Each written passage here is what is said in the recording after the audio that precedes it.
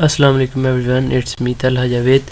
हम molecular biology का topic जिसका नेम था कि molecular techniques that are used in the diagnosis of blood disorders वो डिस्कस कर रहे थे। उसके अंदर हमने सबसे पहले न्यूक्लिक एसिड एम्प्लीफिकेशन टेक्निक को डिस्कस किया था। आज हम उसके बाद कुछ टेक्निक्स हैं उनको डिस्कस करने जा रहे हैं।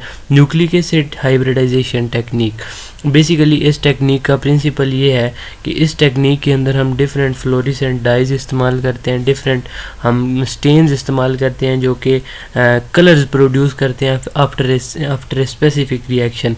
अब इसकी जो सब डिवीजन्स हैं उनमें सबसे पहले फ्लोरिसेंस इन सिटू हाइब्रिडाइजेशन, जिसको हम फिश टेक्निक भी कहते हैं, वो आती है। अब इसमें क्या होता है कि सबसे पहले जो हमारा स्पेसिमन है उसको हमने स्लाइड के ऊपर फिक्स किया, उसको हमने माइक्रोस्कोप के स्टेज के ऊपर फिक्स करके उसकी हमने फिर जो है वो फ्लोरिसेंस माइक्रोस्कोपी करनी है। जैसे ही हम उसको सबसे पहले फिक्स करते हैं स्लाइड के ऊपर, उसके बाद हम उसको हाइब्रिडाइज़ करते हैं। हर सैंपल के लिए डिफरेंट फ्लोरिसेंट डाइज होते हैं जिसकी मदद से हम उसको लेबल करते हैं, और उसके बाद जो विजुअल डिटेक्शन होती है, यानी हम आम आँख से जो उसकी कलर के अंदर जो चेंजिंग आती हैं उससे फिर हम उसकी रिजल्ट इंटरप्रिटेशन करते हैं। अब इसके अंदर एच पाइलोरी वगैरह जो है उसको हम डायग्नोज करते हैं। Second type of nucleic acid hybridisation technique is the line probe assay. तो इसके अंदर लाइन प्रोब एसे के अंदर बेसिकली एक नाइट्रोसेलुलेज स्ट्रिप के ऊपर ओलिगोन्यूक्लियोटाइड प्रोब्स जो हैं वो अटैच हुए होते हैं, और वो जो प्रोब्स अटैच हुए होते हैं उसके ऊपर हम हाइब्रिडाइज करते हैं किस चीज़ की, पीसीआर प्रोडक्ट की। अब पीसीआर प्रोडक्ट जो है जो हमारे पास अननोन है उसको हमने उसके ऊपर लगाना है। जैसे ही अब उसके ऊपर लगाएंगे तो एक कलर रिएक्शन जो है वो क्या हो जाएगा, वो कैरी आउट होगा, जिसकी वजह से हम अंदाज़ा लगा लेंगे कि इस जो हमने ये सैंपल जिसको हमने रन किया है इसके ऊपर उसके अंदर कोई ना कोई जो पैथोजन है वो मौजूद है। तो इसका जो सबसे इम्पोर्टेंट एप्लीकेशन है वो टीबी के पेशेंट्स के अंदर हम डिटेक्ट करते हैं ट्यूबरकुलोसिस को, और इसी के साथ साथ HBV यानी जो हेपेटाइटिस बी है उसके अंदर ड्रग रेजिस्टेंस वगैरह उसको भी हम इसकी हेल्प से जो है वो फाइंड आउट कर सकते हैं। तीसरी जो मेन इंपॉर्टेंट टेक्निक है वो माइक्रो एरे है। माइक्रो एरे एक बहुत इंपॉर्टेंट टेक्निक और मॉडर्न टेक्निक है जिसमें हम एक स्पेशलाइज सरफेस के ऊपर क्या करते हैं, अपना सैंपल डालते हैं, और उस सैंपल के अंदर जितने जीन्स एक्टिवेट होते हैं वो हमें डिफरेंट कलर प्रोड्यूस करके बताते हैं, जिसके बाद हम उसकी इंटरप्रिटेशन कर लेते हैं। एक्टिवेट जीन्स जो है उनका अपना कलर होता है, जो डीएक्टिवेटेड जीन्स होते हैं उनका अपना कलर होता है, और ऐसे जीन्स जिनके अंदर म्यूटेशन हुई है उनका फिर एबनॉर्मल कलर जो है वो शो हो जाता है, जिसकी वजह से हम अंदाज़ा लगा लेते हैं। इसी तरह कैंसर, प्लाज्मोडियम फल्सिपेरम, हर्पीज़ वायरस और इसी तरह के जो वायरसेस हैं वो हम इस माइक्रो एरे टेक्निक से डायग्नोज करते हैं। अब यहाँ पे आप देख सकते हैं कि ये हमारे पास इस तरह की एक किट होती है जिसके ऊपर हम सैंपल जो है उसको रन करते हैं और डिफरेंट कलर्स प्रोड्यूस होते हैं। फॉर एग्जांपल ग्रीन कलर जो है वो नॉर्मल सेल के लिए, नॉर्मल जीन्स के लिए, इसी तरह जो रेड है वो क्या एबनॉर्मल, ये पैथोलॉजिकल के लिए, जो ब्लैक है वो क्या होता है कि जिसके अंदर जीन्स मौजूद नहीं होते, वो उस ब्लैक जो है वो उसको रिप्रेजेंट कर रहा होता है। और इधर जो है वो कंपैरिजन है हेल्दी सेल का और पैथोलॉजिकल सेल का। जैसे ही हम दोनों का रन करते हैं तो हमारे पास डिफरेंट कलर्स जो है वो प्रोड्यूस होते हैं, जिसकी बेस पे हम रिजल्ट को इंटरप्रिटेट करते हैं। Fourth important molecular technique is the genotyping.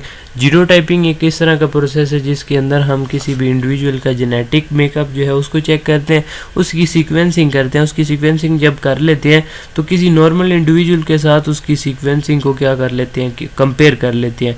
जब उसकी सीक्वेंसिंग को कंपेयर करते हैं किसी सॉफ्टवेयर की हेल्प से, तो फिर हमें पता चल जाता है कि किसी भी न्यूक्लियोटाइड के अंदर म्यूटेशन आई है या फिर किसी न्यूक्लियोटाइड के अंदर जो है वो कोई तब्दीली है, उसकी फिर बुनियाद पे हम डिजीज़ को डायग्नोज कर सकते हैं।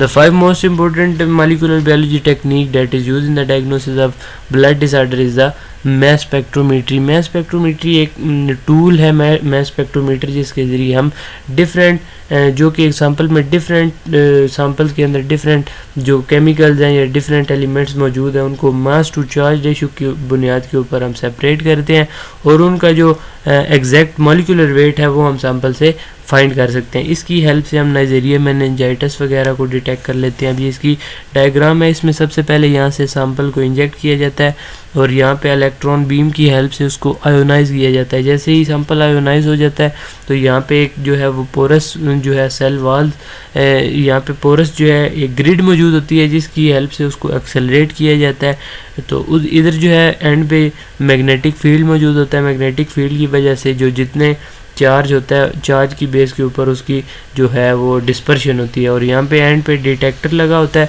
जो कि डिटेक्ट करता है कि कितनी इलेक्ट्रिसिटी या कितना चार्ज प्रोड्यूस हुआ है जब उसने इस दीवार को जो है वो इसके साथ स्टिक हुआ है। तो ये एक टेक्निक है मास स्पेक्ट्रोमेट्री जिसके ज़रिए हम डिफरेंट डिजीज़ को भी डायग्नोस कर सकते हैं। आखिरी जो मोस्ट इम्पोर्टेंट जो हमारे पास मॉलिक्यूलर टेक्निक्स है वो है जेल इलेक्ट्रोफोरेसिस। जेल इलेक्ट्रोफोरेसिस एक लेबॉरेटरी मेथड है जिसके अंदर हम डीएनए, आरएनए, प्रोटीन या फिर हमारे पास कोई भी सैंपल है उसको हम उसके अंदर जितने भी उसके कंपोनेंट्स हैं उनको मॉलिक्यूलर साइज़ की बेस के ऊपर हम उनको सेपरेट करते हैं। तो इसके अंदर सबसे पहले हम एक मीडिया होता है हमारे पास, जेल होती है, उसको हम प्लेट के अंदर स्प्रेड करते हैं। जब वो लिक्विफाइड हो जाता है तो उसके बाद हम वेल्स बनाते हैं। वेल्स बनाने के बाद वहाँ पे उसके अंदर सैंपल लोड करते हैं। सैंपल लोड करने के बाद हम उसको इलेक्ट्रिसिटी की जो है वो सप्लाई जो है उसको प्रोवाइड करते हैं। जैसे ही इलेक्ट्रिसिटी प्रोवाइड करते हैं तो जैसे ही हम उसको चार्ज देते हैं तो चार्ज की बेस के ऊपर उसकी जो सैंपल के कंपोनेंट्स हैं वो सेपरेट होना शुरू हो जाते हैं। जैसे ही सेपरेट होना शुरू होते हैं तो वो डिफरेंट बैंड्स बना लेते हैं। उन बैंड्स को हम नॉर्मल बैंड्स के साथ कंपेयर कर लेते हैं। इस तरह हमारे पास एक मुकम्मल जो है एक बैंड की सीक्वेंस आ जाती है जिससे हम नॉर्मल और एबनॉर्मल प्रोटीन या डीएनए को हम वहाँ से डिटेक्ट कर लेते हैं। तो इसकी जो HB इलेक्ट्रोफोरेसिस है जो कि सिकल सेल एनीमिया में जो है उसकी डायग्नोसिस के लिए इन्वॉल्व होता है, वो इसकी बहुत ही इंपॉर्टेंट एप्लीकेशन है। So this was all about the molecular techniques that are used in the diagnosis of blood disorder. Thank you so much. Take care.